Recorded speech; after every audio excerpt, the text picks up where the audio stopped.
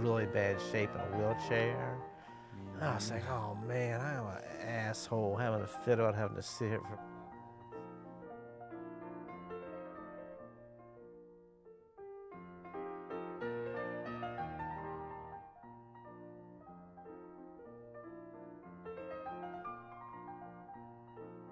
I think Jawn is officially an antique now. Love on air for 79 years, starting back when the National Broadcasting Company and a handful of powerful radio stations in the Midwest would broadcast our presentation to millions of households throughout this great nation of ours. We still take pride in our loyalty to you, our listeners, and our ever-growing list of sponsors. Please write in if you wish to be recognized as a sponsor, and we will cheerfully announce your sponsorship on the air tonight. As has been the case since our humble beginnings 79 years ago, we strive to keep our finger on the pulse of the nation while also keeping the pedal to the metal, while also choosing our words wisely, while also sharing our viewpoints generously. Pull a chair up to the table. Come on now! Don't be shy! You're all part of the team. Team Jawn. We tend to forget, so don't feel bad about reminding us. Hope to hear from you tonight. We're thinking of doing this again next week, so keep your shoes on. We don't want to catch you sleeping.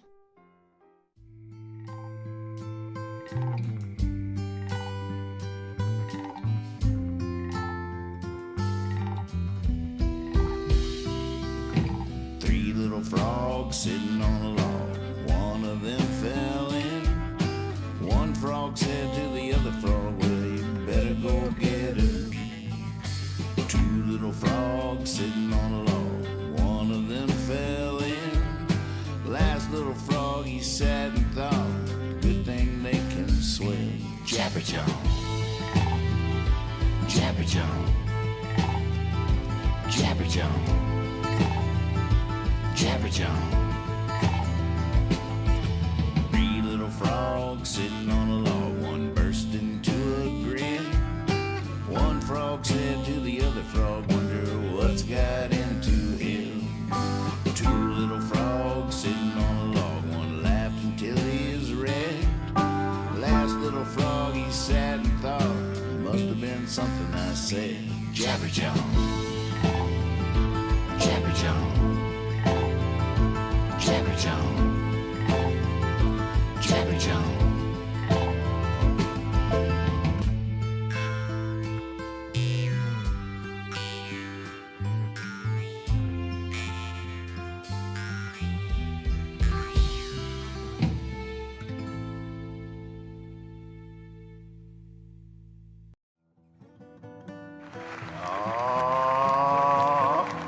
Here we are. We are live all over the world.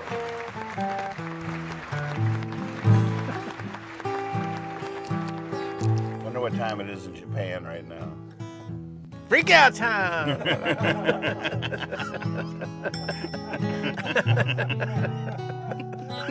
Welcome to Jabberjawn, everybody. I'm Nathan Moore. This is Kyle Hogg. This is Steve Moore here. Jabberjawn at your service. Good to be with you again. Got to do a arriving song here.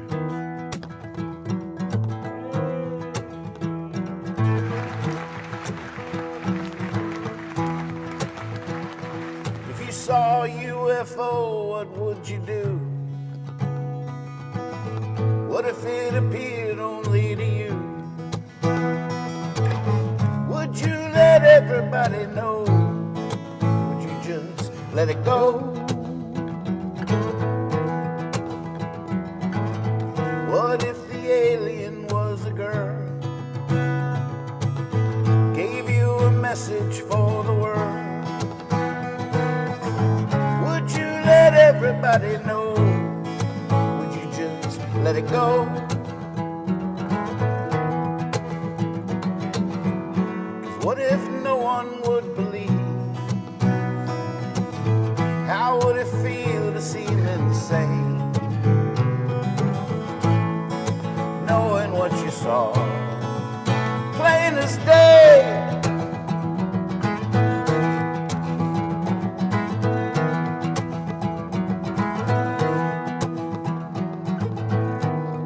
What if the voice of God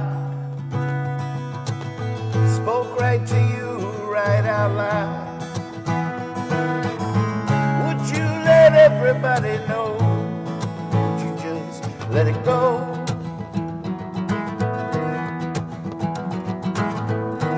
What if God gave you the word, gave you a message for the world? Would you let everybody know, or would you just let it go?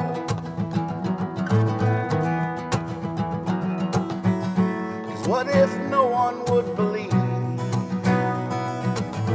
How would it feel to seem insane, knowing what you heard, plain as day?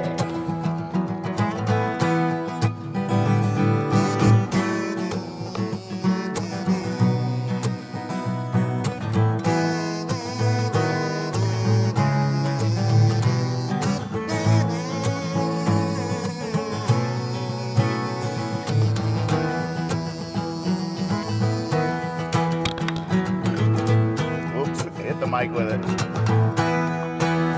Hey, if you saw a miracle, what would you do? What if the miracle was you? Would you let everybody know? Would you just let it go? I know. What if no one would believe? How would it feel to seem insane, knowing what you are, plain as day, plain as day?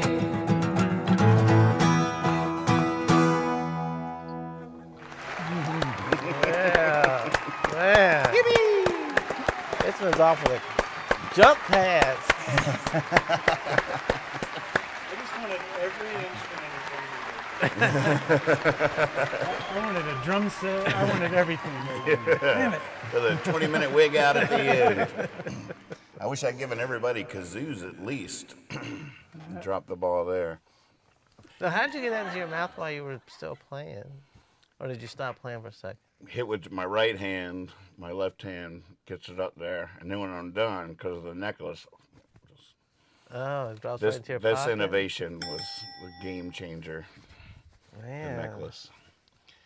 I feel like that's the song. That song is called "Plain as Day." It was on the record "Hippie Fiasco Rides Again," and I feel like it might be an interesting conversation starter to actually take the song literally and discuss how we could take them individually or just in general. If you were taken onto an alien ship, you're out in the country, an alien ship lands, and they bring you onto the ship, and you have this full experience. Then they let you go.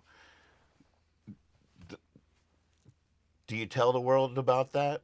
Do you dedicate your life to telling the world about that? Do you know everyone's going to think you're crazy and keep it to yourself, or discuss?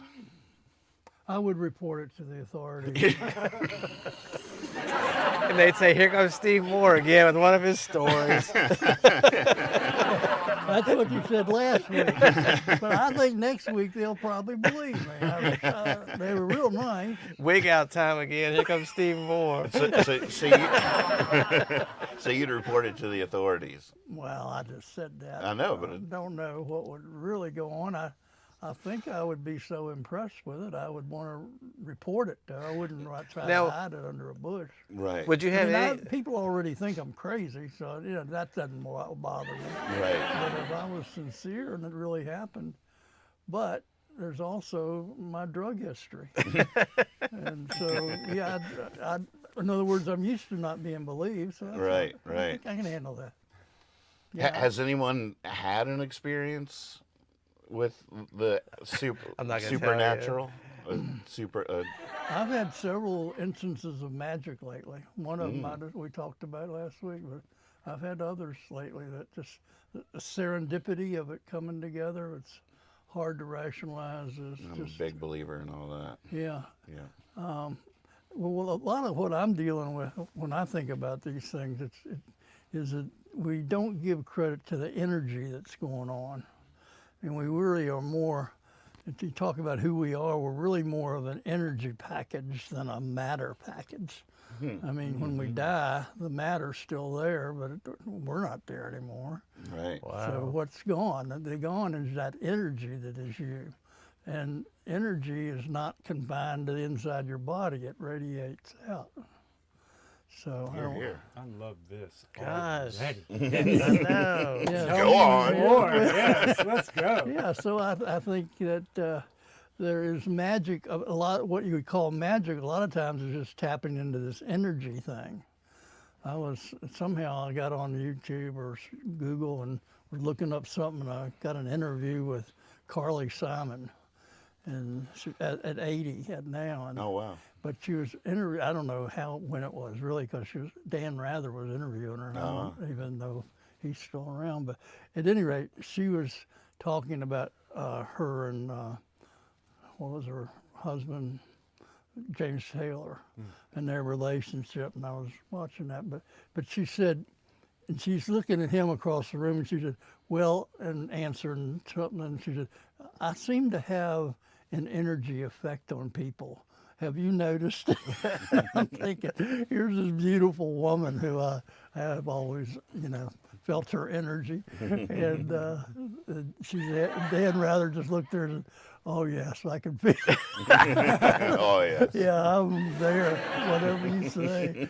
But, I do think we have an energy that some people can pick up on, that type of thing.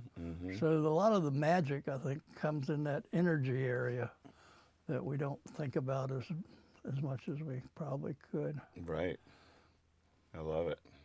Now, so like for what he was starting from, let's say that the aliens weren't really it wasn't a spaceship or it wasn't a matter. Let's say you absolutely knew you were visited by an outer space energy. Would you tell anybody about that? Sure. So how would you possibly describe that? Well, I'd have to have it happen to me and try to feel it before I could describe it. I don't know. I don't know what it would be like. But, I think a lot of things we can't explain or could be explained if we understood all that energy relationships and things. And there's just some people I can just feel something's not right or that something is right pretty quickly. And sometimes you're wrong, but then you got to figure out why you were wrong and all that. But yeah. Now, I was reading somewhere this week about, like, if you're positive and you release good energy, you attract good energy. If you're negative, that's what you pile up. Do you believe in that type of theory at all? Well, that's just a simplification of it, but to some extent. But I mean, who's to say what's positive and negative? Right. That's a good point. Yeah, I mean, if sometimes you have to be negative because you're against what's happening, so you have to come and. As a teacher and a coach, you probably have plenty of examples of where people thought he was being negative, but the ultimate effect of it was a positive thing. True. It's disciplining or correcting. It's like, oh, why is this guy being all negative? Well, because you're being wrong. Why does this guy act like an alien towards me? But you pretty quickly, just to go back real quick, you pretty quickly were like, I wouldn't tell anybody anything. No, I would not. Unless I had some proof, like some weird, metal thing sticking out of my body or some probe or, my eyes were glowing or something, I would just be too timid to tell anybody. I mean, I might tell you guys. I wouldn't tell you on the air, but I might. You wouldn't tell us on the air. I wouldn't go to the authorities and tell anybody. Unless, maybe I would. If it really haunted me and I was like, man, if I really believe, well. Well, I think wouldn't it depend a little bit on how much you believed in what happened? Yeah. Because I think your first reaction was, I dreamed that, or those drugs from the '60s finally gave me a flashback, or whatever. Right. Do you trust yourself? Do you trust yourself? It's a great question. To know that's true. Because when you start talking about God and aliens, that's tough. It is tough. I wonder if aliens. I wonder if they like surveillance to pick out the ones that won't be believed. I mean, it's never like the smartest person in the room that gets picked. You know, it's always the guy that's staggered home drunk. Oh, we got 4 people to choose from. Get him. It's the same with like any UFO footage out there. They always make sure they're only seen by the people with the shittiest phones. Right. I have palsy. I couldn't get my arms to stay still while I was filming it. It's like that Mitch Hedberg bit. He's like, you ever wonder, all the pictures of Bigfoot are blurry? And he's like, to me, that's even more scary because there's a big blurry monster out there walking around in the woods. I feel like if I was taken aboard an alien ship, if I was hanging out in Swope, decided to go to Judgment Seat or went for a walk, and an alien ship landed, they took me upon it, my life is now forever dedicated to the pursuit of more knowledge about what that experience was, who they were, what it was, spreading the word, telling everybody that it happened. Now, I don't think I would ever be the same again. I'm not now, sure. if you were out there and an alien ship landed, and what you just said, would you run from it, or you would gladly go towards it to see what was going on? I don't think I could run from it. If an alien ship landed, you would I don't think I head could run towards it? from it. Yeah. God, you're a brave young man. I'm just guessing, though. I mean, my instincts might dictate otherwise, but I feel like I would be so fascinated, and just realizing if I'm the only witness, then I have a big responsibility to find out all I can, right? You're also a big target. It's true. It's true. Nobody's gonna believe this guy. What happened to Nathan? I bet he walked towards it. And we haven't seen him. We haven't since. seen him for days. I guarantee he walked towards something. Oh man. I don't know. It's a little bit, like ghosts. I mean, I don't believe you. Like, what if you saw a lion? You'd never seen one live. You wouldn't walk towards a lion, would Well, I you? know what animals are. Yeah. You do. If it was a flying one, I don't know. A flying A lion. flying lion, yeah. I mean, I would run, but boy. What are you looking at a lion and saying, "You got wings? You can't bother me"? What kind of call is that? I would run from a flying lion, but my life would be forever changed. I would have to tell the world about the flying lion. I would start the flying lion society. Brigade. You know what amazes me is that you even wrote that song because you already had your answer. Right. Right. Well, I had my answer. Oh, you were wondering what we were Yeah, I going to wanna- do. yeah. Gotcha. I'm curious. Oh, yeah. I mean, the voice of God is a little bit tougher, especially to your question of like, how do you trust your own self? Whereas, like, I feel like if you're out in nature or something and an alien ship lands, it's such a huge out of your body, outside of yourself experience. Whereas if I'm just sitting here and I hear God talking to me, crystal clear, just like Nathan, like that would be a little bit harder to convince myself that I didn't lose my mind in some way, which is interesting. Yeah. What's also interesting is you see people say that they heard the voice of God in something, I mean, you hear athletes say it, you hear just different people, you hear a lot more people, I think, are willing to say that than they are that they were abducted by aliens, if they were abducted by aliens. Mm-hmm. It's true. But, yeah, it's one of those. But I wonder if that's a little bit of poetic license, because it's a fun way of putting it. But I wonder if they were pressed, if they would be like, no, I completely heard a voice that wasn't my own speaking to me, because I could say, I could tell a million stories that way. Now An angel pushed me down that alleyway where I met the friend of my life, or like all the little serendipities that have happened. It's so easy to believe that I was nudged or pulled that way by divine forces or whatever. But if I really do I really think an angel's tugging on my sleeve, or is that just a poetic way of describing something that was just magic feeling and indescribable in nature? Whereas taking aboard a UFO, that's So all. you wouldn't fear that you would be like people would see like the My Pillow guy or something, like they would just think. I mean, he obviously, I think he actually believes what he's saying. Mm-hmm. But I think most people don't believe what he's saying, or there's a lot of people doubt it. But I would feel like that's that way I would be viewed. Like You would, and that's one reason I love that song, is because it's just such a real thing that if I was taken aboard an alien ship, I probably would dedicate my life to telling the world about it, and the world would not believe me, and they would think I was off my rocker. now, what if you were on there and the alien said, "Look, if you don't tell anybody, we'll reward you, and not like money or anything, but you'll just have like a spiritual uplifting or Well, if I something." made a little deal with Like the if aliens. as long as you just stay quiet, you'll have like a inner sense of peace. And or would you just say, "I gotta I tell like people"? this. I like this wrinkle. I just like thinking about that. I would have to hear them. I would have to feel that. But I like the idea. Like, well, what if they made you an offer if you didn't tell anybody? Well, your inner peace is worth about $10,000. At least, yeah. I'd pay $10,000 for inner peace. Inner peace. No, I mean I don't know a lot about this, but is there anybody that says that they were visited and then they came back and got them again, like do further experiments or the further chats? I feel like there's stories out there like that.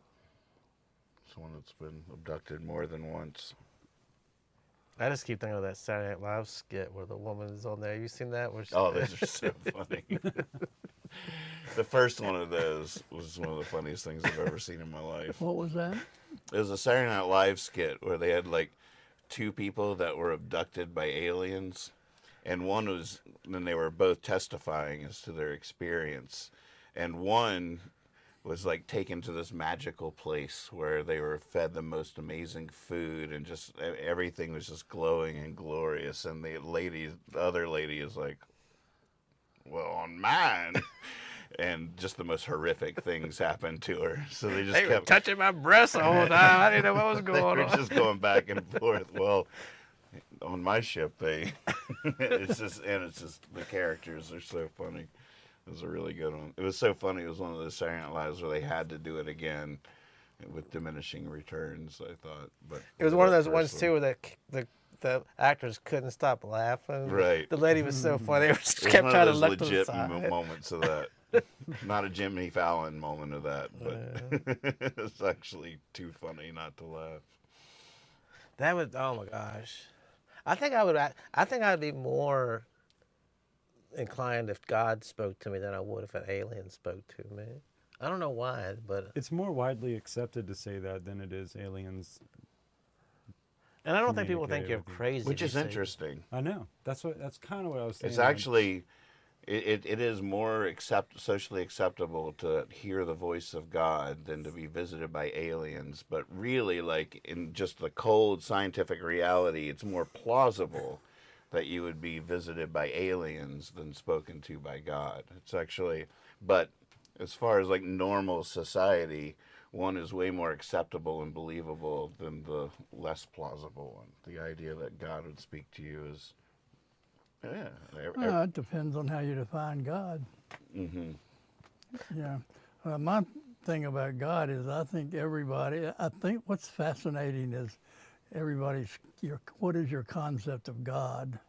And that's a whole, book to talk about there. Mm-hmm. But I think everybody has their own concept of God and how it evolves too. When you're a child, you might have the guy in a white robe with long hair sitting there and clouds going by. And some people keep that image of God their whole life, and that's who God is to them. Others see it as a nebulous thing that is everywhere, and then you have everything in between. Mm-hmm. Yeah, even the 20-minute wig out Right, absolutely. can get you there sometimes. But I think that if you tell them you saw aliens, they think of like a form of like a verbal or intellectual conversation. But if you told somebody, man, I was just walking in the flower field and I could just feel God talking to me, I think people sort of understand that you take that as like you just felt some kind of Yeah, that doesn't mean it's a communication. real God experience. You could be, Right, there's no way you can determine that. right. But an alien is a concrete thing from another place, and that's what you're comparing it to. Mm-hmm. So I think you were alluding to that. The logic is, it's more logical that there's somebody out there in outer space that than to have this God spirit all of a sudden Right. that you've never. We are actual proof that life is possible in the Exactly. universe. So Yeah. that there's other life Yeah. isn't really a stretch at all. It almost seems like a matter of time, no matter how you look at it. But God, on the other hand, is a whole nother. Right. Now, do you have a vision? I mean, you might have hundreds of them, but do you have a vision in your head of what the alien would look like that you would talk to? Pretty classic. I've been to the Roswell gift shop before. Just like the one on the mug. So would it be like I a know big exactly head? what they look like. Like would it be Yep. like a long arms and like Green a or gray. different? Okay. Yeah, long arms, skinny, big heads, big Yeah. eyes. So pretty, like you said, pretty classic like, idea. like frogs. Wouldn't that be weird if every time an alien picks up somebody, the first thing that people say is like, "You don't look like what I thought you would." They're like, "Gosh, we got a stereotypical alien stuff we got to fight against." Please go back and tell them we don't look like that Roswell thing they're selling you. Tell them we look like God, please. There you go. What do you think Granddad's image of God was? I give him credit to. I'll give him the credit to say that I would answer that he would think it's more of a spirit. That it's the spiritual essence of. So he doesn't see a physical thing. Mm-hmm. He sees it as an all-knowing presence. Mm-hmm. Now that's giving him some credit, because I think what he taught me was that there's a guy in a white robe with a long beard. It looked a whole lot like, a lot of those young actors out there that dress up with long beards and long hair, and they're real good looking. And but here's that's another topic. What? Well, I'll just, no, I'm not going there. Why? I can't do that. Say why you won't go there. I don't want to. It's a long. We got all night. It's about Jesus and the concept we have of Jesus. But what I think a lot of times is that, Jesus, if you're using him as the model of your life, well, first of all, he doesn't say a whole lot to women. But he also doesn't say anything to men. 'Cause, well, one of the problems that men have is with women and children and being a father. And all of these things, Jesus just didn't do them. Right. He just went out teaching and saving the world, which is something that needed it. Right. But he's not teaching us a whole lot about how we get through our daily life with raising 3 kids and not being able to pay for the child care and all that. He's not helping us with that because he That's didn't a very do. interesting point. Yeah, He was never a father, though. So how he doesn't know what kind of advice you need? Or a boyfriend, or a husband, right. Yeah. All of those issues that you have, you watch all these shows of people killing each other. More than half of them are lovers. People that are killing for the sake of love. Mm-hmm. And Jesus doesn't teach us anything except that you shouldn't do that. But he doesn't teach us how hard that is. Mm-hmm. The whole idea of love and addiction and all these areas that we're struggling with. I love Jesus because he was pure. and I have Christ in my heart. But he doesn't help me a lot with a lot of issues that I have. Right. He left me on my own, and he probably did that on purpose because he didn't want to be telling you what to do. So Yeah, that would have been maybe biting off more than he could chew. yeah, more than he wanted to chew. Right. He could have done anything he wanted to do. Right. But yeah, but I was just thinking that the other day. Yeah, that's fascinating. But that goes along with, because my father was a Christian, that his image of Christ is the one, Christ was the Father. I'm not worried, I'm dealing with, or the Father. The part of Christ that's the Father, I'm not, but Jesus that was here on earth, and we hear his teachings. And, I love his teachings, but he didn't cover a lot of ground. He left a lot for us to deal with on our own here. Thanks a Right. lot, Jesus. Yeah, that's interesting.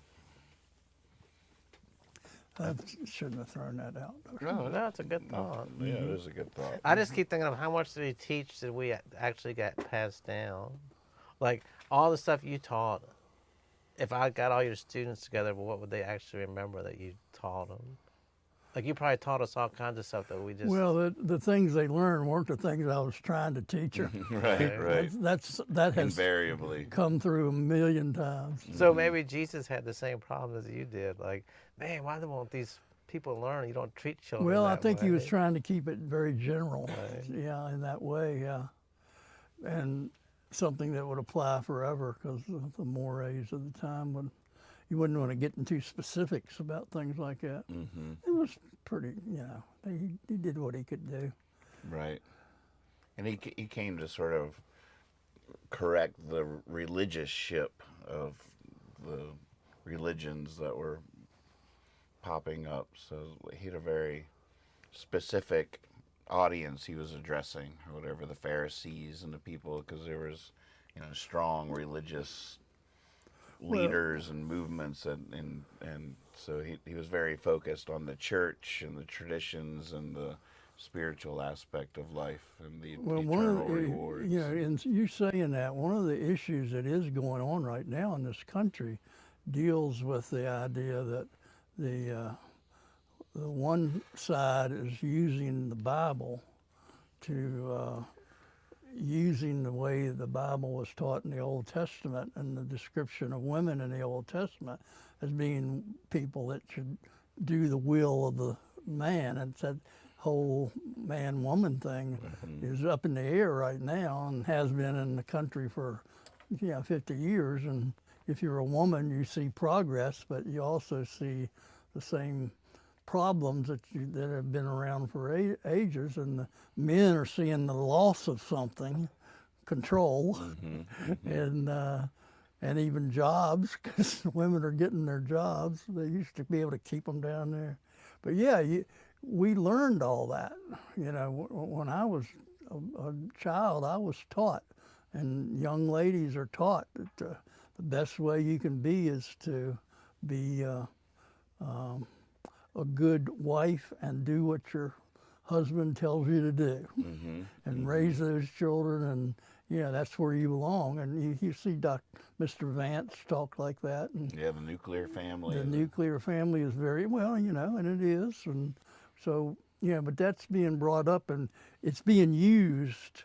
But it's all Old Testament stuff. I don't think that's what Jesus was saying. I don't think he went into it. It's another area he didn't cover that much. But Right. the Old Testament was so when they say make America great again, that's one of the things they want to do is go back to where back. the women would be in the kitchen where they belonged, fixing my dinner Trad while life. I'm getting drunk. But you know what? But you know what? We're not going back. We're not going back. We're not going back. Man, people have to be commenting on this on Discord. Why come I can't Peter find, Shallot says, "Blessed are the cheesemakers." I must be in the wrong Discord. Where do I go to? I got all these things: the porch, the window. The porch. Have we picked up any new sponsors yet? I have something to say about sponsors. I'm starting to get calls. Oh, you get the phone's ringing off the hook after last week, huh? From the business department, though, I have to report that we had a meeting the other day, and they wanted me to tell you that we've got a new rating system out now. For $1, we will mention you on the show, and for $5, we will not. Oh my goodness. I like it. Checker money order. I think P.O. box. I think it's going to start rolling in. Oh my gosh. You hear that, Doug?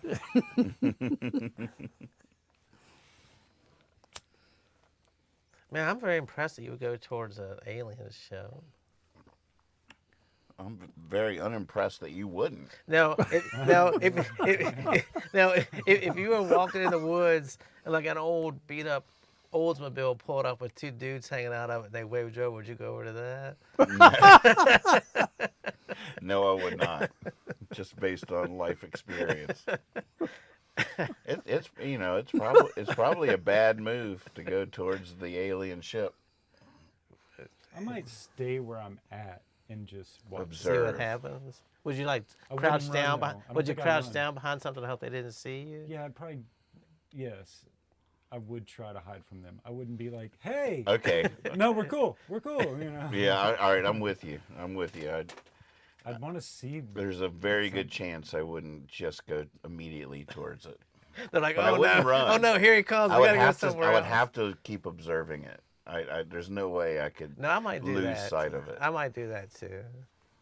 I think out of fear, I would just like drop down and hide behind a rock or something and look. Definitely. I might go a little towards it, like in get a order better to get view. A better view, but Yeah. not to like knock on the door. Not See not- some trash cans up ahead. All right, I'm gonna make it over there. Yeah. Scurry along the ground. Just try to get as close as I can. And then you just. God, I'm scaring myself a little bit just thinking about it. It is kind of. It's very thrilling. to Yeah, think it's about. very thrilling. I mean, Close Encounters of the Third Kind, E.T. They were all so close to it, and that was really cool. Especially in Close Encounters, that was just such a neat scene. Mm-hmm. I was like, wow, what would that be like? Yeah. Now, have any of y'all seen the new Aliens movie playing downtown? No, Saul saw it. Oh, what he saying? He loved it. I keep wanting to. Is it still there? I keep wanting to go, but I never haven't made it yet. I remember that when the first Aliens came out, we went and saw it at a midnight movie, Oh wow. and I had a little like a scooter type thing back then. So we went way out in the west end of Richmond, and we were coming back. It was like 2:30 in the morning, and we're just riding, and it was dark. We couldn't see what somebody had their sprinkler on, and all of a sudden that sprinkler hit us. I mean, scared the shit out of us. We thought it was like, oh, it's got us. It was like all of a sudden just whoosh, this water went over top of us. It was one of the scariest I've ever been. I don't know why I didn't wreck the thing. My wife was like, ah! Your wife? Yeah, It was. You were that old? What was it, like 20 years ago or something? When did Aliens come out? Hey, The Siri. original? Wait a minute. The first. No, it one? had to be like 30, 40. No, I was. It was like I was in 79 my 20s. when Yeah. Alien came I out. was. You'll need to turn on location services Oops. for that. Want to turn it on just That was this in the once. Always 80s. wanna track you. I was living in Richmond. Hey Siri. Hmm? When did the movie Alien come out? Alien was released on May 25th, 1979. Gosh, so I couldn't have been. Hey Siri. When was the movie 79. Aliens? Aliens was released in 1986. Yeah, so that would have been, yeah. You were married in '86. Well, she was that girlfriend. I gave that term up. I've had a lot of terms for girlfriend, wife, ex-wife, so I can't keep the time frame straight sometimes. It was just like going on an alien ship. Now, would you be frustrated if you couldn't, like, they were trying to, like, you could hear them saying stuff, but you couldn't understand it? Would that frustrate you? Only if I couldn't record it from where I'm at. Well, wouldn't that be crazy? What if they let you film and they were talking and then you took it back and no scientists know linguistic person, they could figure out what they were saying. But that would be horrible, wouldn't it? That'd be interesting, wouldn't it? I just love the idea that, boy, if I had a video clip on my phone. All shaky. There'd be no stopping you then. Boy, those are some jittery aliens. Like, no, really, when I saw them, they were doing it. They were shaking. All the aliens I saw were blurry. That's right. Now, what do you think? I can't remember what it's called, but they have these pictures on the internet now where it's like, 1932 and the kids stand there with an iPad or something. Do you see those things? Like the time, what is it called? Time travelers. Yeah, do you believe in that at all? Like, that has to be a cell phone that man's holding to his ear, I've definitely seen those. Yeah. Have you ever seen But you can make any image do anything these days. Yeah, I mean, that's just fiction. Mm-hmm. Yeah. Now, what if they took you, God, I'm going off into left field now. What if they took you and you knew you were gone for like 80 years? Like, somehow you knew, and you came back and it only, everything was exactly the same on Earth. I mean, how would you try to explain that? But I didn't age? No, like everything was just, like time had just stopped, but you had been, or even if time, let's say you came back and it was 80 years later and you were like, man, 2024, aliens took me. They're like, son, it's 2104 right now. And you'd be like, oh my God, no matter where I am on Earth or in outer space, I'm out of place now. I would have so many experiences. I would be such a different person. So hard to know, like all I would have learned or beheld in that time. But I guarantee you, the rest of my life would be defined by that experience. I wouldn't hide it. Would you put an album out about it? I don't even know if I would play music Nathan anymore. Moore, my 80 years in outer space. But I might have, had enough experiences and been exposed to different alien cultures to bring back a new form of music, a whole new genre. I could be the next Bill Monroe or Django Reinhardt. How did he learn to play like that? Nathan Moore, the human beatbox. Something. Shifting gears here. I had an idea for us the other night. I did a little research online, and you can get newspapers printed online. So like tabloid style or full-size newspapers. And I thought it might be fun for us to put out Jawn, like the tabloid size that, have them at the Pizza Luca or whatever, a little rack or whatever. Oh my gosh. That's a great idea. You can have some writing. You take your bold print experience or whatever. We could have like one actual story in there per month or something where we interview somebody local, or I don't know what would you want in that, or how does that daydream strike you? I think first we should track down people that have been abducted by aliens. Right. That'd be the first one. There was a story in these parts back in the day, right, about a sort of famous alien sighting in the county or something. You're asking the wrong person. Yeah. I don't read stuff like that. That does sound familiar. Right. I felt like I deep dived that a few years ago. I'm sure there's all kinds of stories there. Right. Real quick, talking about Pizza Luca, I tried their wings last night on your recommendation. Oh my God, they were so good. Aren't they good? Yeah. Thank you to our sponsor. Here's a story. Let's hear it. Yeah, I've been thinking you're thinking about doing a paper. I'm thinking about along those same lines of hiring someone to go into these 79 experiences that we've had and pulling out like a good one would just be your songs, to take some of the best moments from that and just have it like a little 30-minute video and make it a show, and you know, we could do some of the best laughing moments that Kyle has made. That's a great idea. And, That's a much better idea than mine. Well, no, I'm saying we could do all of them, but we could do a whole thing on the birds. Mm-hmm. And I was thinking I'm going to start. I haven't working up. I can do a science lesson. So, and that's something I was going to do individually, is just put out on the world little science lessons so teachers could use them, like to kill some time, or to maybe it would be good or whatever. But you know, things like that. So, but the other thing was, one other reason I'm doing stuff here is for the family, and to catch some of the family stories and memories, our history together. And I've told one. So I was thinking, I've been doing that with Facebook too, because memories would disappear. And with age, it really happens where I just can't remember that anymore. So I want to get them out there.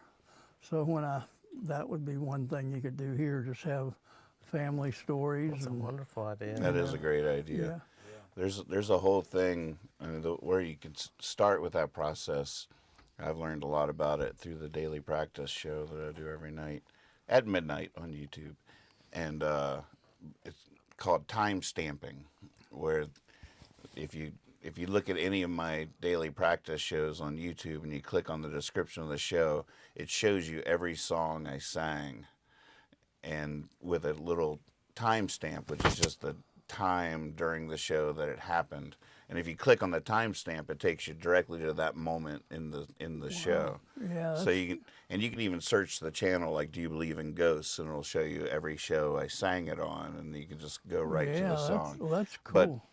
But the first stage of your vision here would be hiring somebody just to timestamp all 79 episodes. Right. So that each episode, like, here's where Nathan sang a song, here's where Steve did a bird, and just what the topic was, what they're discussing, great laugh moments. So we could have a list of criteria that we give to somebody, like anywhere we're laughing, yada yada, magic trick, whatever it is. Just like be sure that these are time stamped, and that'd be a great. And then we'd have all that information, and then be like, okay, let's compile all the birds into one long video or whatever, and then it'd all be time stamped. That would be a great project. It would be a great project. So here's a family story. Oh, good. For my family that might be watching. This happened when I was about 12 years old. I was thinking about that time in my life when I was thinking about my father. And 11 to 13 is that age where, and Joe, my son, and Daniel will see it sometime in the next few years. But between 11 and 13, a child learns that their father has transitioned from being the wisest man in the world to a stupid idiot. And it just happened like overnight. So weird how that happens. And to all of a fathers. sudden, my father was a dummy. And so I was at that stage where I was leaving the he's God and my world to he's just another adult. He doesn't even know what we're talking about. So we were going hunting, and I had my 22 or my 410, depending on the day. We were going It was squirrel. your 22? I had a 22 in my closet when I was 12 years old. Wow, in your closet, Yep. in your bedroom. It was my It was 22. your 22. And there was never a thought about violence or hurting anybody. It was all about shooting a squirrel or a rabbit. And that's how I grew up. And that's why a lot of people out in the country, you just don't appreciate, saying guns are bad. Well, sure they're bad when when you use them in the wrong way. What we need to figure out is times have changed, and you're not in your shooting squirrels anymore. There are people shooting each other. But it wasn't like that when I was growing up, at least in my neighborhood. So that's the other thing. But at any rate, my Dad would take me squirrel hunting. So we were going out one morning. We had a just October day, and we just had a sheet of like an inch or two of snow, just enough to coat the. And it's great for hunting because you can get up in the woods, you can see where the squirrels have been already. So we got up there, a little after daylight. And we go get a stand and wait for the squirrels to come out. And that was the way my dad showed me how to hunt. A stand? Yeah, just don't make a stand, but just sit somewhere and watch, overlook a valley or something. So take a stand. Deer hunters will build a real stand and get up in the tree and all that. So I'm walking up. My father's ahead of me, and I'm walking behind him. And we're going up this steep hill, and the woodland, 5-acre woodlot is up on the top of this hill. So we're just walking up the hill. And that fresh snow on the ground, I was watching, and my dad was walking above me, and I was laughing at him because he was pigeon-toed. And his shoes were just pointed in, and he looked like a cartoon, steps going up, and I'm following him.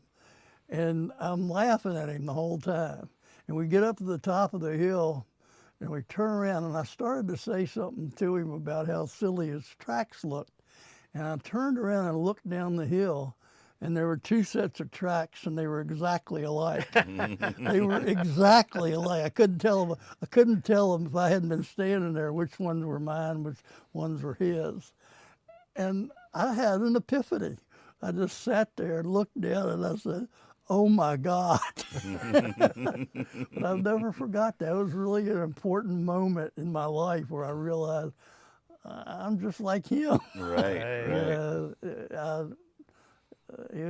I thought I was so much smarter, and he was just an old fart, and now I realize that's going to be me in a few years. Wow. So that's a family story. That's a good one. Did y'all get any squirrel?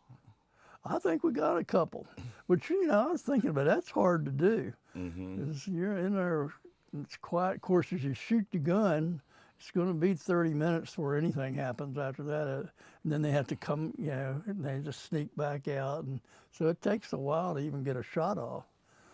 But the more you hunt them, the smarter they get. And, when you're shooting a squirrel up in a high tree with a .22, it's really hard because it's easy to hurt them, but you don't want, the last thing you want to do is hurt the squirrel and not kill him. Right.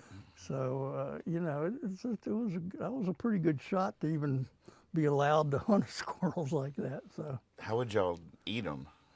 Oh, we just skin them and fry them up.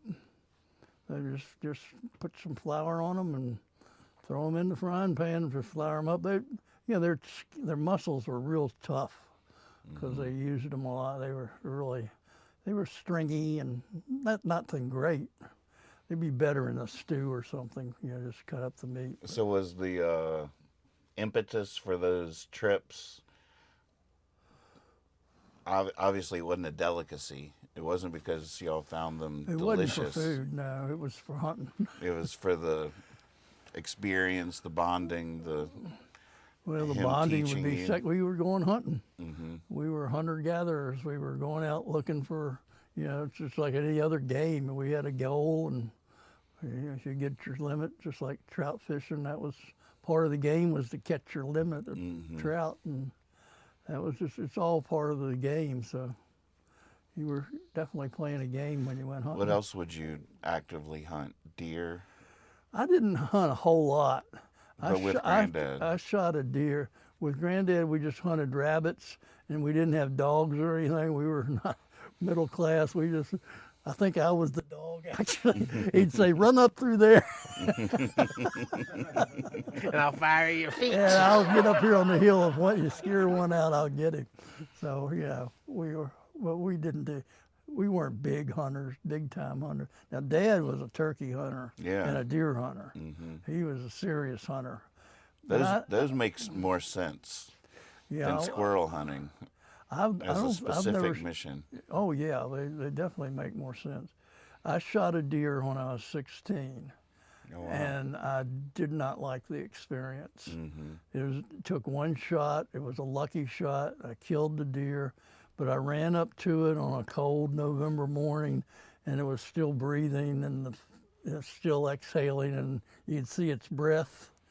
And then the first thing you do is cut them open and spill those guts out, and the steam's coming up, and I didn't like that at all. You're done. That was I it. said, I don't need to do that again. So I never really hunted. I actually hunted deer with my bow because I knew I would never get one. Did you ever get one? You never got one with your bow? Oh, no, I never even shot one. Oh, really? No, it was an excuse to go out and sit in the woods, not look like an idiot. I had to have my little bow.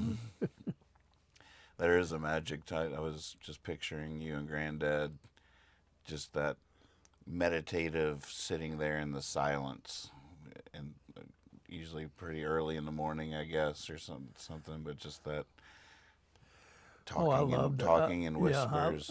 I've always been a watcher. I always like to sit and watch things happen.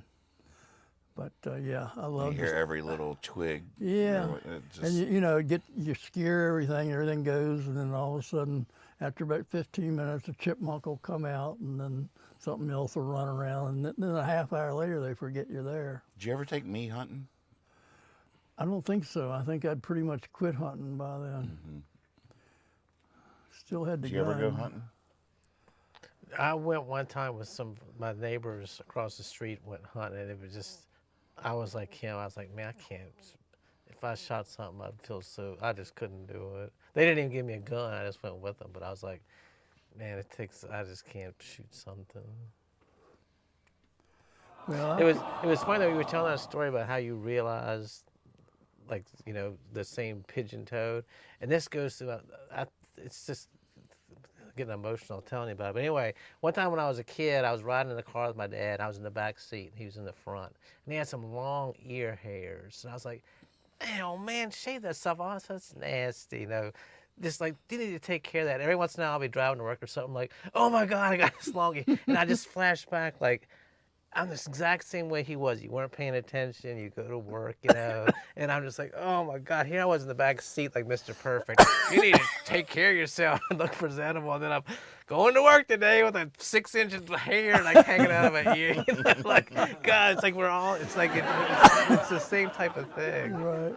Like you're judging somebody, then you realize you're basically just a little one of them. Exactly.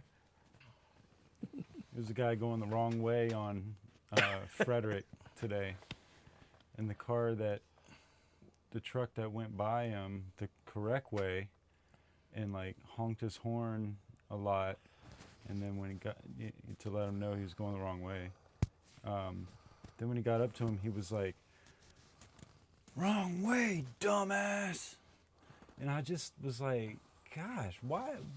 Really? That's how you tell him? Really? Oh wow. Like, I don't know. You see people that are so quick to be so angry at Right. people. And it's like, everybody, man, there's no telling what's going on with that driver's Right. mind. But he was waiting to get to the next block so he could correct his mistake. Right. It just happened to be in that span, You could tell on his face that he wasn't confident about what he was doing. He knew he was wrong. Oh, Didn't have to yeah. have it pointed out like that. I don't know. Kind of tracks a little bit with what we're talking Yeah. about. Just people not having that empathy, Yeah. for like what everybody, Obviously, the truck drivers never messed up, Right. so you got to give them that. Right. Earlier today on the Stanton VA, do y'all look at the Stanton VA group on Facebook? Are y'all members of that? I'm in some Stanton group, but I don't know. It's good stuff. It's pretty entertaining. Are you on that on Facebook? I'm in some group too. I don't know what if it's called that. I think I'm in Stanton I love VA. Stanton.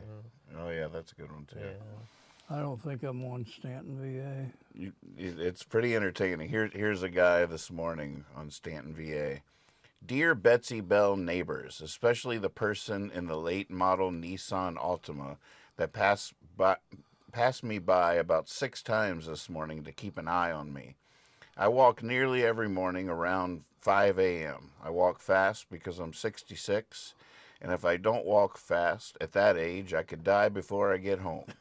If I die before I get home, I don't get breakfast. I love breakfast. I wear a reflective vest so people can see me, and I won't run my old wrinkly white arse over in their ecstasy and excitement to get to work. Old people walking 12-minute miles and wearing reflective vests are the least likely to steal your stuff or break into your car. We don't eat your pets, although some of those deer would taste good. It's the 4th time in 6 months I have been followed or harassed by someone who insists on breaking my walking rhythm and delaying my breakfast. Please stop stalking me. Thank you. Have a nice day. Oh, wow. So I look at that, and there's like 231 comments on it. Wow. I'm like, whoa, this really stirred the pot. But then the funny, I didn't read most of them, but the first 20 that I saw were all just people being like, if you have any books out or anything, please tell me, because I just want to keep reading your words. Like, everybody just loved the way this person expressed themselves, the words they chose, and were just a That's huge cool. fan of his writing. I'm sure somewhere in the 231s there was some contentious stuff, but it was, everything I read was just sort of funny and and sweet. I read a Facebook thing today that broke my heart, but I didn't know how to respond to it in a way that didn't make me look like a jackass. Somebody had just said, a friend of mine had said, "What's the most expensive gift a man ever gave you?"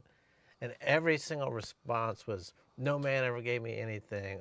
A baby, trauma." It's like damn, did nobody out there ever have a man like give you, even if it was just like, a $10 bracelet? It was all just negative stuff. I was like, man, so somebody just asked like a question to get some, I think they were asking like just some positive, like, I think they said expensive, just meaning like, just tell us like some gift you liked.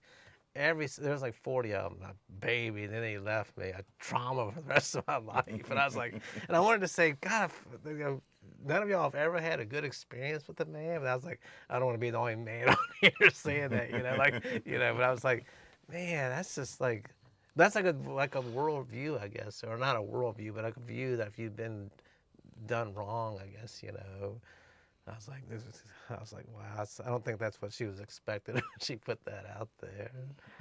It was a woman that made the post to begin with. Expensive? It's an interesting inquiry. But none of them even said, like, well, he was a cheapskate, so he only took me to the movie. It was all just a baby that I had to take care of by myself. Lifetime trauma, Right. Heartbreak, I've never gotten anything from a man. I was raised to take care of myself. Like, oh my God, people, come on. Times they are changing. Yeah, timing's everything too. But that's funny. My mom now, just anybody that's in the neighborhood that that's like new or something, like when I go to talk to her, I'll go up there and visit her. She's looking out the window. What's that car? Who's that? Like, Mom, it doesn't matter whose car that is. Sit down. It's like, who's that? They've been over there for a long time. Like, Mom, maybe they have a friend that you don't know their car. Just let them be over there. I think that's a age-old Yeah. human trait. Yeah. Of course, back in the day, we didn't have next door apps and stuff to take your nosiness to the next level, where you're an actual reporter for the universe and letting everybody know on Nextdoor that there's a suspicious activity in the neighborhood. He scared me today. I didn't know he was sitting on my porch. So I come outside with 2 beers in my hand, and I'm opening the door, and I close the door, and he said something. I was like, man, I didn't know you were sitting out here. And he goes, I guess not, walking around with 2 I fisted told him drinker. I was coming. I warned him. Oh, man. You ever look at the Nextdoor app? Either of y'all on that? No. What's that? Nextdoor is like Facebook, but it's just for specific towns or neighborhoods. Well, I think I do have that. I'm trying to get off that because people on there sometimes annoy me. Does anybody know what's going on out by Wendy's? It's a lot of that. I was like, Drive out there if you're so interested. Does anybody know what the? I heard sirens last night at 10 o'clock. What was going on? Like, oh my God, I found another website that's more interesting than this. The only ones that because I get like these email notifications for Nextdoor. Me too. But they go to a different area in my inbox because it's a lot sometimes. But I'll scan them every now and then. And the threads I do like to follow, and it's not as morbid as it sounds, but are the missing pet threads. Oh no. Because so far, about 9 times out of 10, the animal's found and reunited, and it's just the greatest because they always come back with updates and everything, and people are checking out what happened to Tabby, you know, or whatever, you know, and it's like, oh man, and those are some of the best ones to read. Yeah, you know, it's like, oh yeah, see, you're cheering and liking stuff, like yes. Yep. And people are super earnest and sharing and trying to help. And trying to help. Like, no, I'll keep an eye out. Or I think I might have saw it on, you know, St. Clair. As soon as my husband gets home, we'll go out and do a drive around the neighborhood, see what we can find. Everybody call to arms. Yep. Nextdoor is fun like that, especially for me, because like Facebook to me, with all my travels and my touring pass and stuff, is so all over the United States, whereas Nextdoor is really focused on your neighborhood, your town. And it's almost like you're talking to each other on the street or something, because, you know, you'll see people like, well, I'm at the dump right now, but as soon as I get back, I can come help you or whatever. Like they're checking it at the dump. You know, oh, somebody needs help. It's like they heard it down the street. I'll be right there, Linda. You know, like, I'm taking a There dump are a right lot of heartwarming moments of people needing help and getting it, Right. which is nice. Yeah. I'm taking a dump right now, but as soon as I'm done, I'll come down to help you find that cat.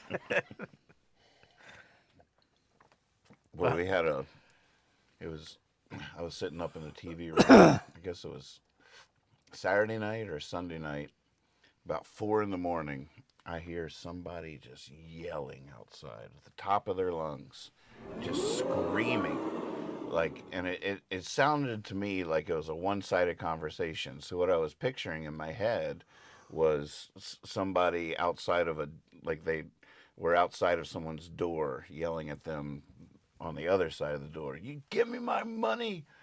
Like, I mean, and just profanity. A lot of language I could not repeat. oh yeah. And it was just so, there's so many things happened for me there. I was like, okay, like, what do you do? Like, what's going on here? So I go out the back door and I sort of sneak around in the shadows trying to figure out where it's coming from, what's going on. And I couldn't quite, I could tell it was that away. But then I was out there, and at a certain point, I was like, I still couldn't see where it was coming from. So it was almost like the alien thing. I didn't know if they could see me. I didn't know where it would. And at a certain point, I just started to feel a little vulnerable. I'm like, I'm out here. This person is clearly out of his mind and super angry. And I just, like, all of a sudden had this vision of him, like, seeing me from his vantage, because I didn't know what that was.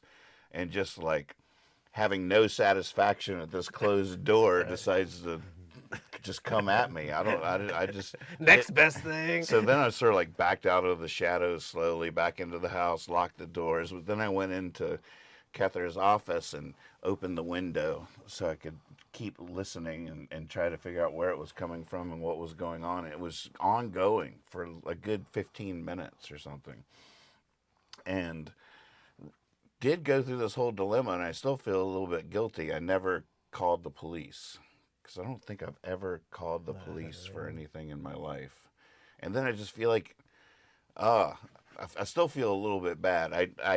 I don't feel as bad now that I've gotten more information on this particular topic, but there was a whole dilemma that I was going through about calling the police.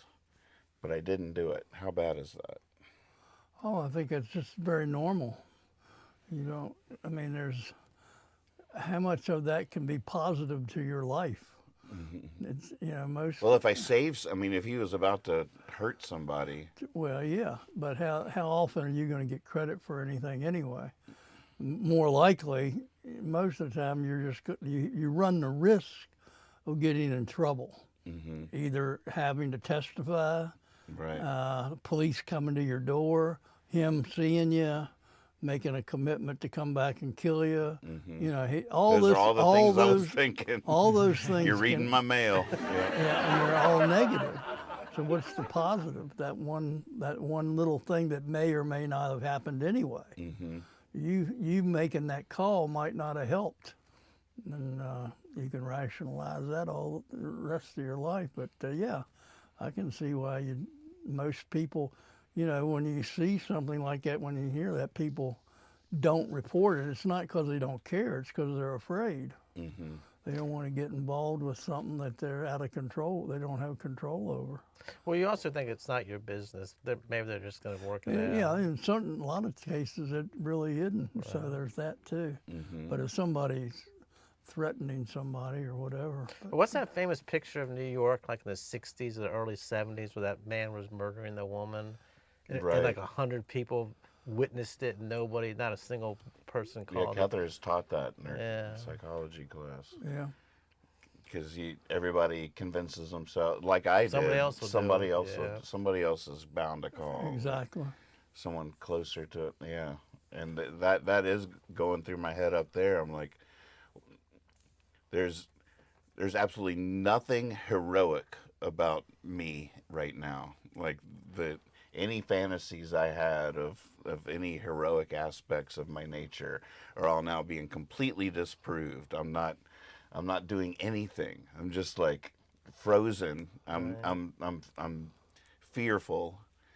My pacifism, all of it's just out the window. The window that is cracked as I'm trying to listen to this crazy person out. And then just like feeling completely vulnerable. I'm like, can he see me behind the window? I'm like checking the locks on the doors. And as I'm checking the locks on the doors, I'm like, this door is bull. This door is not stopping any madman from getting I just progressively felt more and more afraid and vulnerable through the entire thing. The only time I've ever called the police, one of our apartments in Richmond, we lived right next door to a bar, and the bar had an outdoor patio.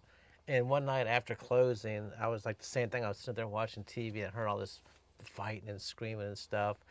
Or first it was arguing. I looked out, and there was a drunk guy and a guy on a bike rode up, like a 10-speed, and he got off and he was talking to the guy, and they were just started arguing. And then the guy just like suddenly just grabbed the guy that was arguing and like just put him in like a headlock and threw him on the ground. And I was like, crap. So I called the police, and no police ever came. So I called them back, and they said, that's actually an undercover cop was on the bike. He's trying to arrest the guy. So like he was, so it was a drunk that he was trying to subdue. But to me, from my vantage point, it looked like some guy on a bike just decided to rob this drunk guy or something. So I'm calling the police. I give him the address, everything, and nobody shows up. And I call back. Nobody's still here, and the guy's running, like wrestling around. They go, oh, that's an undercover cop. He's trying to arrest the guy right now. Oh, wow. I'm like, oh my God, you better still send a police car here because it's been going on for a while. But it is so scary. 'Cause at first I was just thinking, God, what do I do? Should I holler out the window? Should I go down there and say, does anybody need any help? Now you're in it. Yeah, because if you do, I'll go find somebody to help you. I'm going back upstairs. But I'm also afraid, like in Richmond, you hear people arguing all the time. And I was afraid you'd go there and they'd come over the next day, stay out of our business, we're having a fight and you got to get the cops over here. It's the last thing we needed. You're like, oh, I'm sorry. Oh. You ever called the cops? I don't recall. Did anybody ever call the cops on you for running around in a Spider-Man suit? Yes, they have, but they've never caught me. Back in my Spider-Man days, I could move. Oh, yeah. Yeah. He just disappeared over the top of that building. I'm not sure where he went. Didn't you hide behind a tree or something, you said? What did you do? Yeah, I used to, right there in front of Lehigh, I used to have an apartment there. It was Halloween, and You had been by, and that was you probably living there. I don't know when that was, but remember you lived in that basement there with me for a while. I did. I remember I had a room there. Yeah, well, that's what I mean. I had a room there, had that whole side of the basement, but that was when I was in between marriages and stuff. That was terrifying for me as a Which child. It was basically what he had was it was a big basement, and it was split down the middle, just long ways, like a football field cut in half from goal to goal. Oh, wow. And one side was a finished apartment, kitchen, bathroom, bedroom, living room. The other side was just an unfinished apartment. And so Dad let me have the unfinished side all to myself. Now, during the light of day, it was pretty awesome. It was all mine.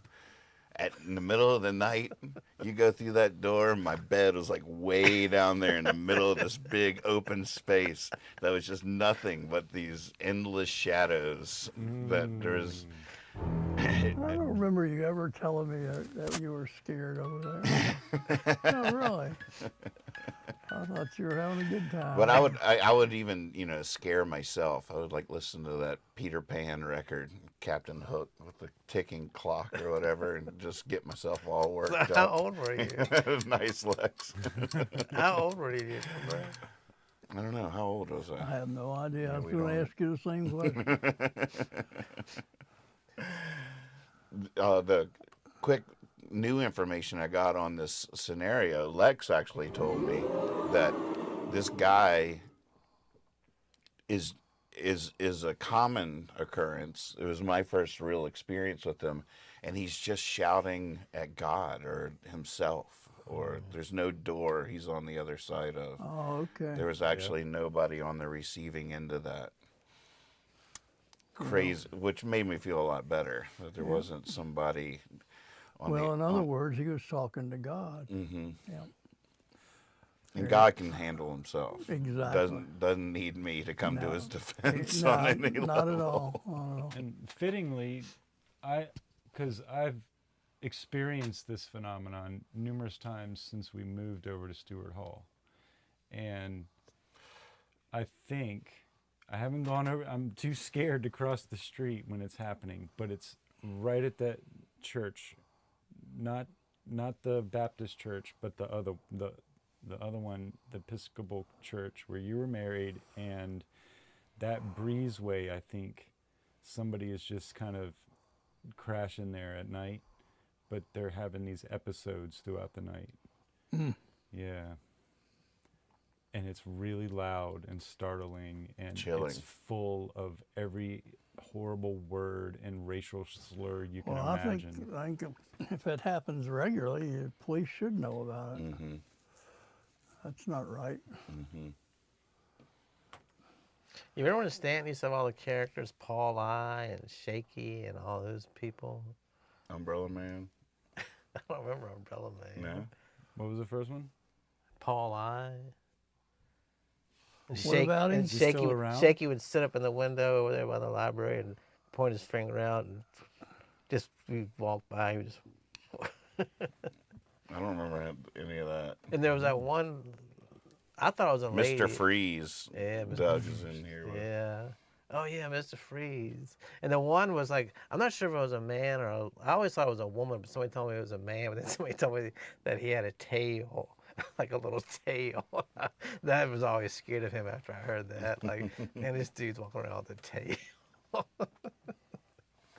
Stand there, because I think they were like left. They were, when the Western state would let him loose, they would just sort of, be around Stanton. Mr. Freeze. God, I can't remember who.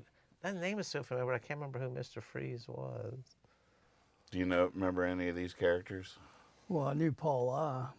Who's that? Who's that? He was one of the characters at Stanton in the 60s. But he was like a peaceful guy. It seemed I mean, like. you'd be driving out in the country and he'd be walking along. He was what we would call slow-witted back then. But he was everywhere. He just walked everywhere, and you'd see him, and he'd always wave. He's just a, He'd feed squirrels out of his hand, and birds would land on his shoulder and stuff. yeah, that kind of guy. Yeah. You need that kind of color. Yeah. I'm sure there's still characters around today, but we're just not out seeing them like we used to. Mm-hmm. At least Hang I'm out not. with Frederick. Who's the guy that poops everywhere? I heard there's some guy that does that. Wow. I don't know. Like in places that will disturb people. So like people are like, oh man, that's, I forget what his name is. But there's like a couple people I'll be like, oh, gross, what's that? They're like, oh, that's, blah, blah, blah, did that. I'm like, how do you know? After like the third time, I was like, well, it must be because everybody keeps saying the same name. Man, pooping places? Wow. Yeah, like right in the middle of the sidewalk or like, some place that's obvious that everybody's, like they're doing it to make like a weird statement, I guess. Yeah. And he's now one of our sponsors. So. Obviously, he didn't send us the $5. All right. Unfortunate. But the towns still have characters like that, or is it more regulated now to try to keep? I would bet they're still out there, but I don't know. They learn where they can be and where they can't be, but they're still out there. It's just a question of, Oh, sorry. Go ahead. I was just gonna just having the store downtown. Like, there is a regular group. There's some characters in the daily sitcom Oh wow! of Stanton for sure. Mm-hmm. Yeah. Yeah, it's that whole, for so long we had mental institutions everywhere, where but they fell out of favor because of a lot of good reasons. They were bad places, but then on the other hand, they were a destination for people that were mentally unstable and couldn't function in society. And now that we've gotten rid of them, we sort of threw the baby out with the bathwater, because I don't know what the right answer is for that. I know that I've heard so many horror stories about mental institutions. You can see why they ended up getting shut down, but then they weren't replaced with anything. It's a very weird situation we have in that regard. Well, mental health in general is in a horrible place right now in our country. We're just not, and that's part of the culture.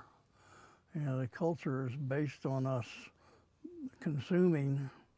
So a lot of the things that we consume are things we don't need. So they have to convince us they need it, that we need it, and in so doing, they make us feel like something's wrong with us, and it goes on and on. Mm-hmm.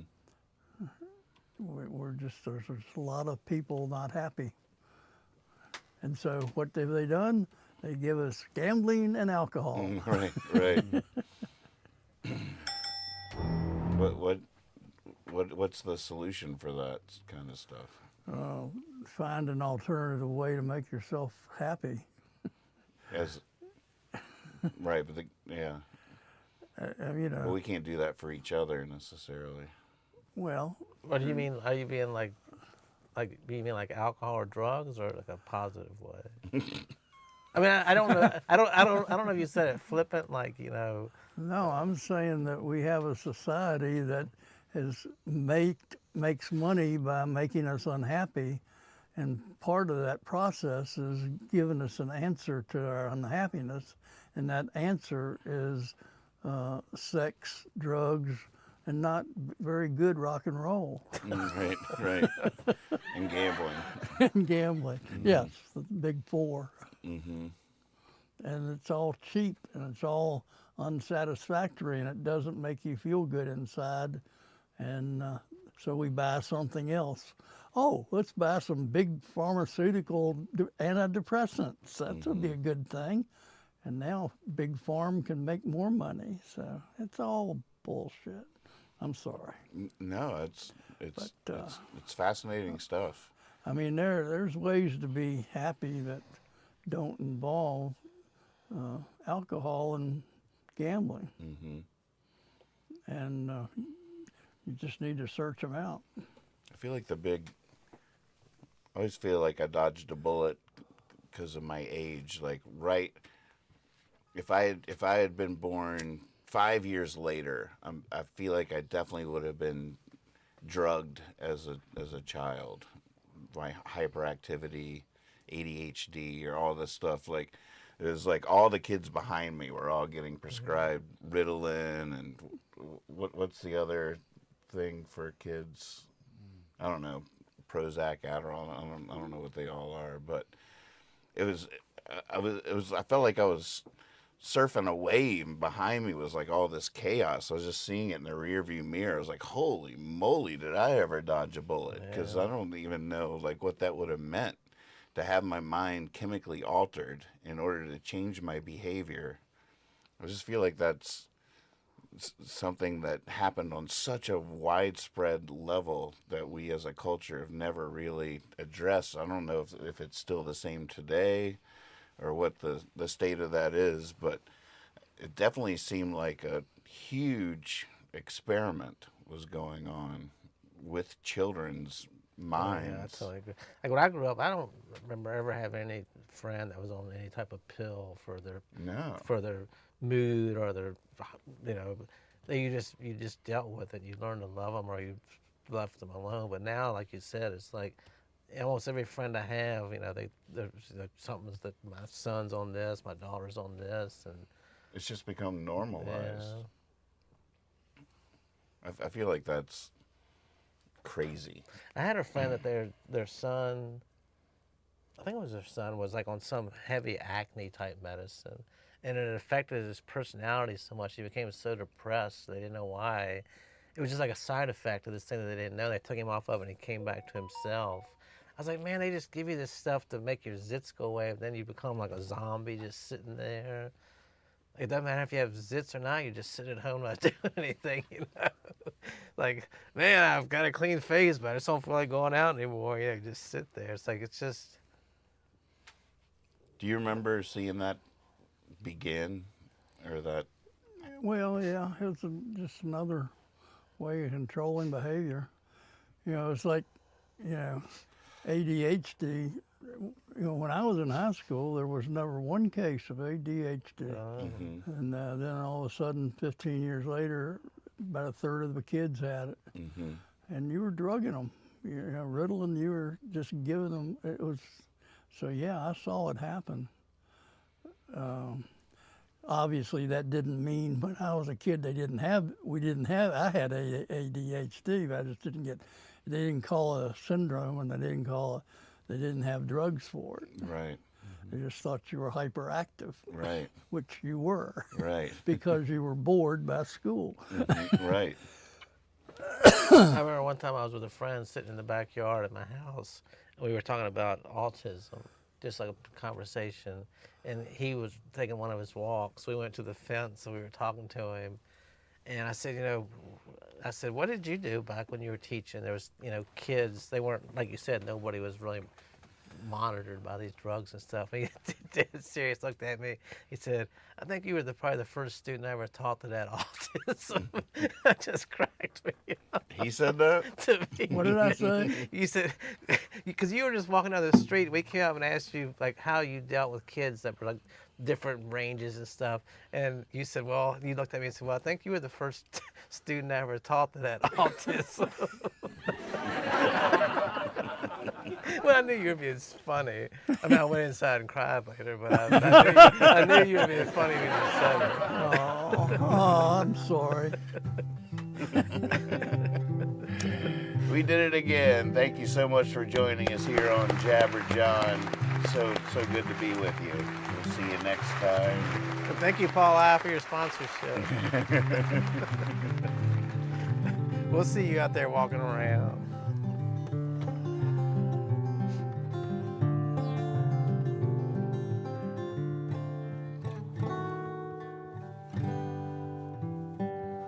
It's true, the talking heads in the news just want to warn you.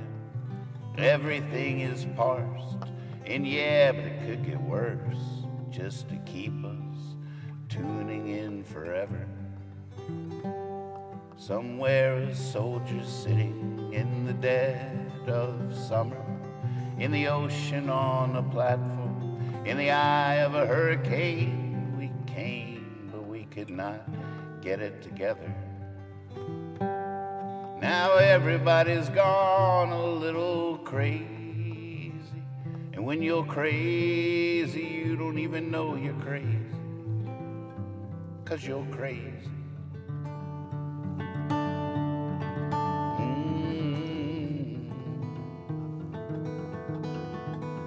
Now this should come as no surprise. Two glazed donut eyes, like balloons that we untie, might just float away, come what may, be gone. People keep asking me rhetorical questions, and then talking before I finish my heartfelt reply. So much sometimes I think I must be,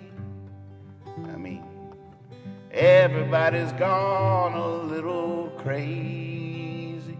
And when you're crazy, you don't even know you're crazy, 'cause you're crazy.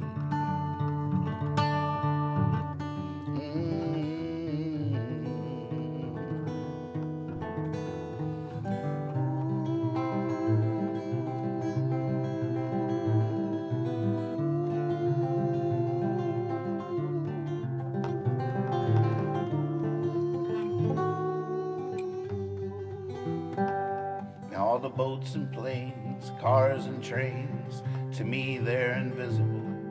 I only see the people as they go flying by. Can you believe that?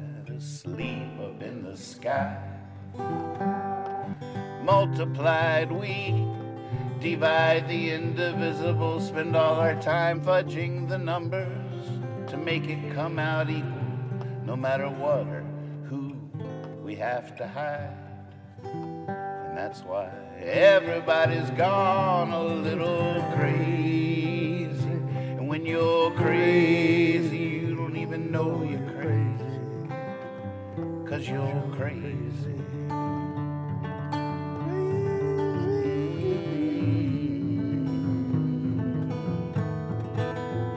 Everybody's gone a little crazy. When you're crazy, you don't even know you're crazy, 'cause you're crazy.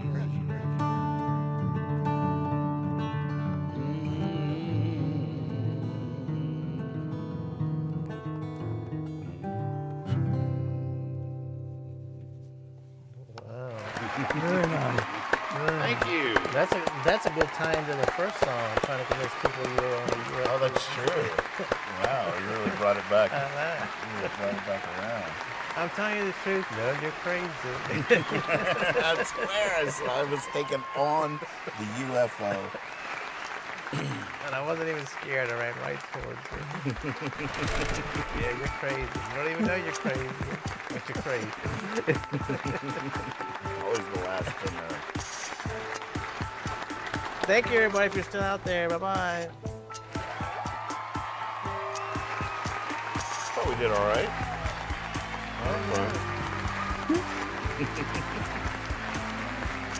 I can't remember anything anymore. I wasn't. I like the You first started sound off bit. telling us about